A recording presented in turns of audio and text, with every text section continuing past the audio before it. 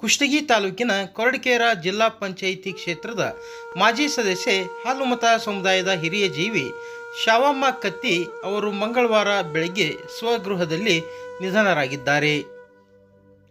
ಜಿಲ್ಲಾ ಪಂಚಾಯಿತಿ ಮಾಜಿ ಸದಸ್ಯ ಪರಸಪ್ಪ ಕತ್ತಿ ಸೇರಿದಂತೆ 3 ಪುತ್ರರು, ಓರ್ವ ಪುತ್ರಿ, ಮೊಮ್ಮಕ್ಕಳು ಹಾಗೂ ಅಪಾರ ಬಂಧು ಬಳಗವನ್ನು ಹೊಂದಿರುವ ಶಾವಮ್ಮ ಕತ್ತಿ ಅವರು ಮೂಲತಃ ಕಾಯಿಪಲ್ಯ ವ್ಯಾಪಾರಿ.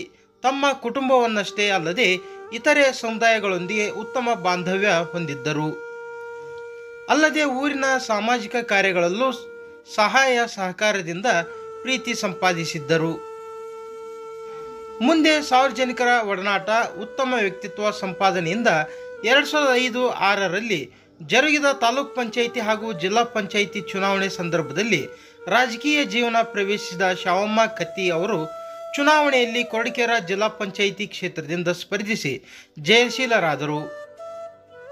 2006ರಿಂದ 2011ರವರೆಗೆ ಕೊಪ್ಪಳ ಜಿಲ್ಲಾ ಪಂಚಾಯಿತಿ ಸದಸ್ಯರಾಗಿ ಹಾಗೂ ಸ್ಥಾಯಿ ಸಮಿತಿ ಅಧ್ಯಕ್ಷರಾಗಿಯೂ ಸೇವೆ ಸಲ್ಲಿಸಿದರು.